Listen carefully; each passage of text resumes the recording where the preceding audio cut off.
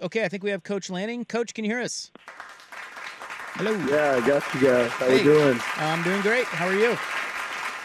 I'm doing good, doing good. Good. You ever been to West Lafayette? No, this will be a first. This will be a first. Yeah, never been there either. Well, report back next week. Yeah, it's not really been high I'll let on. you know. It hasn't been high on my to-do list, No. but hey, you got Well- work to do. That's right. That's right. There is one thing about Purdue that's pretty interesting, and that is that they made an offensive coordinator change. So their head coach, I think, calls the plays, or at least did last week, and they also have a backup quarterback in, and then they dropped 49 on a pretty good Illinois defense. How much harder does that make it for you to prepare when a team has swapped play callers and quarterbacks in a span of a couple weeks? Yeah, it's definitely a huge challenge. I don't think any team can go reinvent everything they've done all season in a matter of 2 weeks, but they definitely have a different identity in what they're trying to do. And Coach Walters has done a hell of a job with accomplishing what he's trying to accomplish there, and obviously put up a lot of points this past week. So when you study an offense that you're playing, is it more just the offense, or how much of it or what percentage of it is the play caller? Well, I think it's both. Yeah, I think it's both. But I think last week is the first time Coach Walters has ever called a game. So you still study, previous games as well. What have they had success with, elsewhere in the season?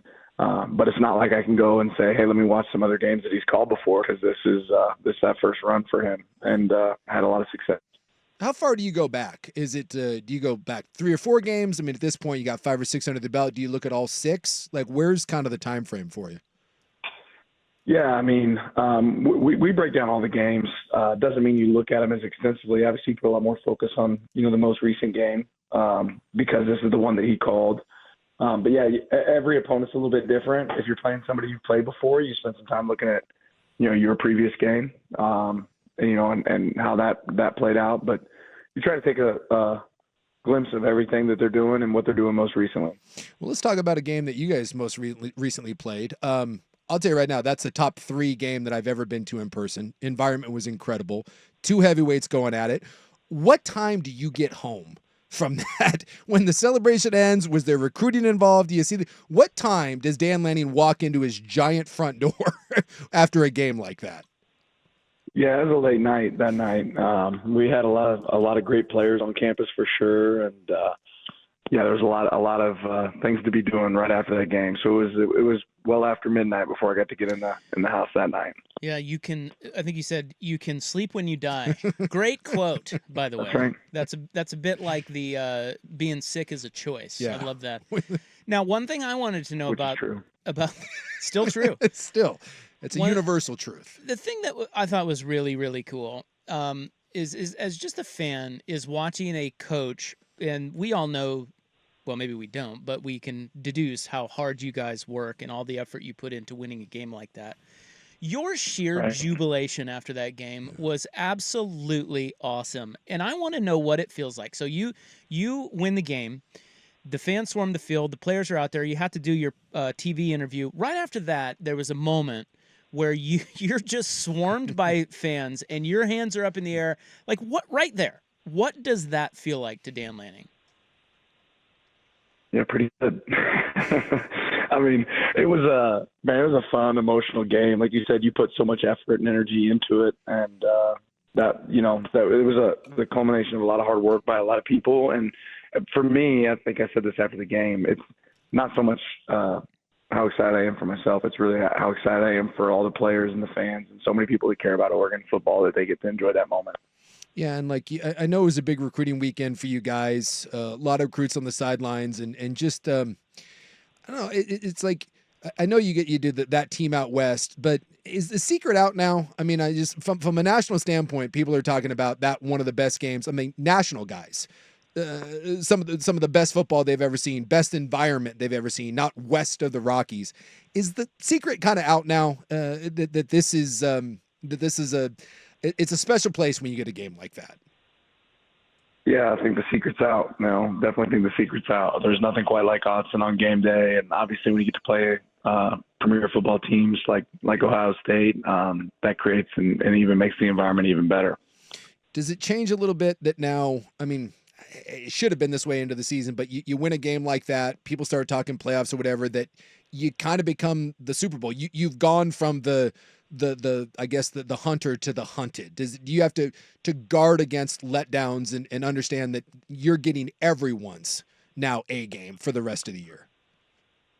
I've always felt like we always get everyone's A game, to be honest. I always feel like people try to bring their best, and there's nobody out there that coaches that's not trying to coach their team to play their best when they play us or any other team. So, I don't think it completely changed the process. It probably just changed the narrative, and it changes the fact that there's more and more noise that doesn't matter, that we have to train ourselves to ignore. But it doesn't change, what our focus is in our process. This is Dan Lanning. Oregon headed to Purdue to take on the Boilermakers Friday here on The Fan. How do you curate your weekly message? They put out those post game videos, and you were talking a lot last week. I think even here about the jab. You had the prize fight analogy. It seems that you're often quite calculated with a mantra each week. Where does that come from? Who and how?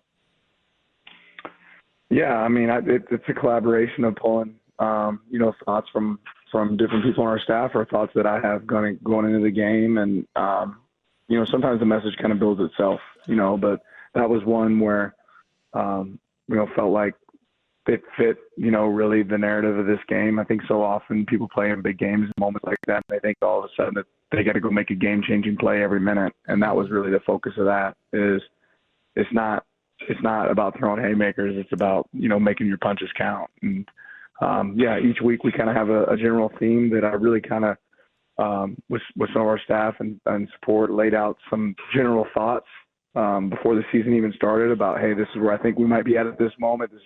This is maybe something we can build off of, and it might adjust.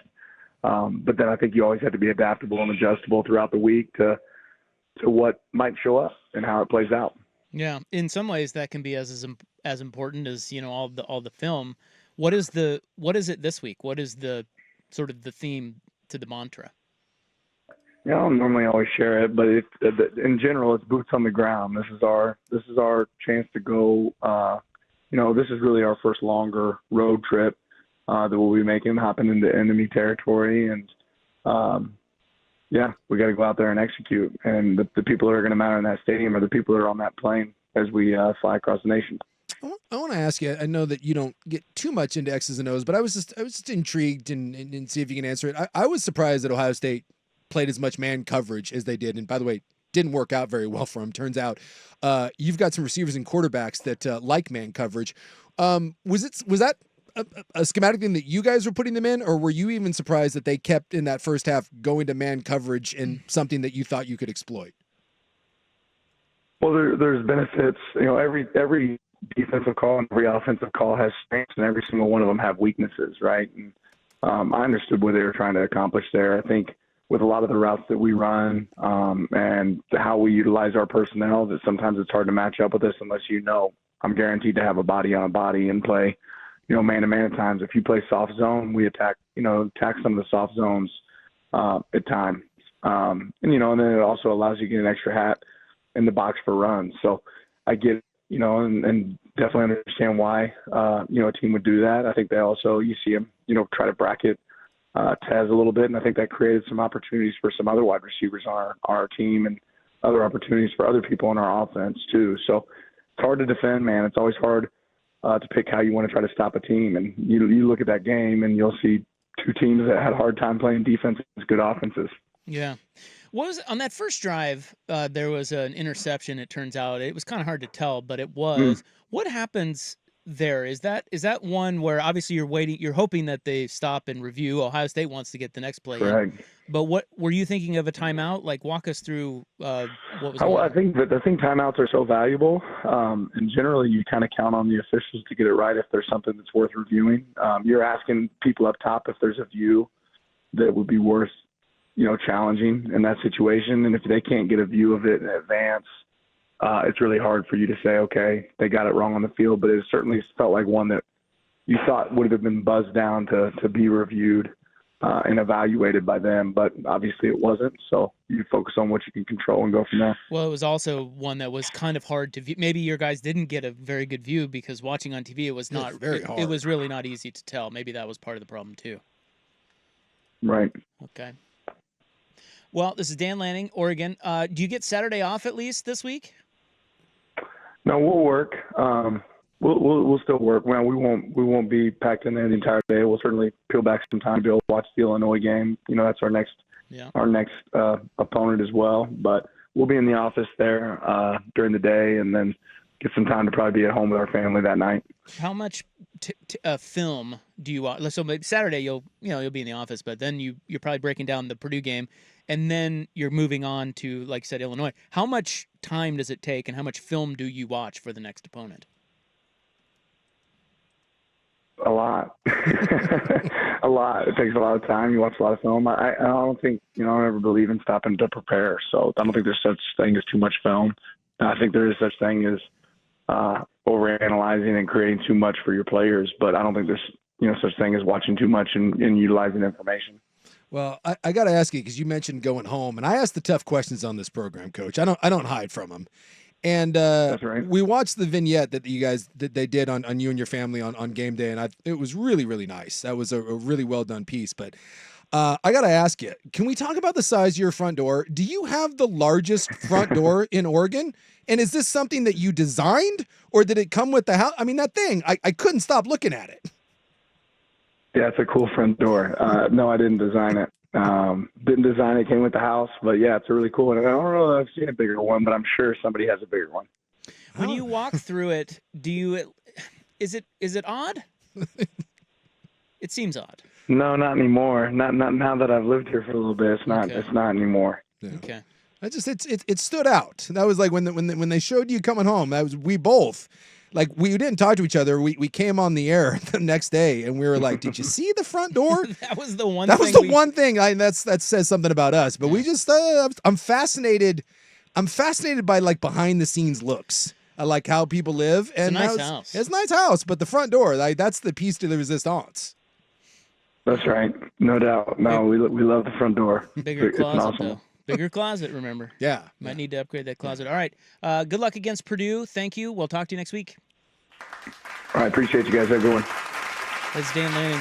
His appearances here on the show are brought to you by Unitas Community Credit Union. Like a coach's playbook, Unitas has a winning strategy for your finances. You, us, Unitas. There you go. All right. Well, there's Coach Lanning. Yeah. You got him. A little late. A little late. He was lamenting that to me before he came on with you. He's What'd like, he say? he said, "I can't believe it.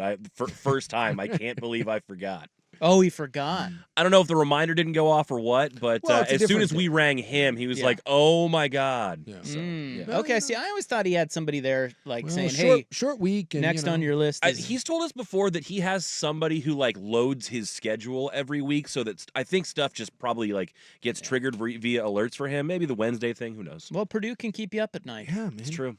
Get your mind off of That's right. your interviews. You're going into the Lions Den, baby. Boots on the ground.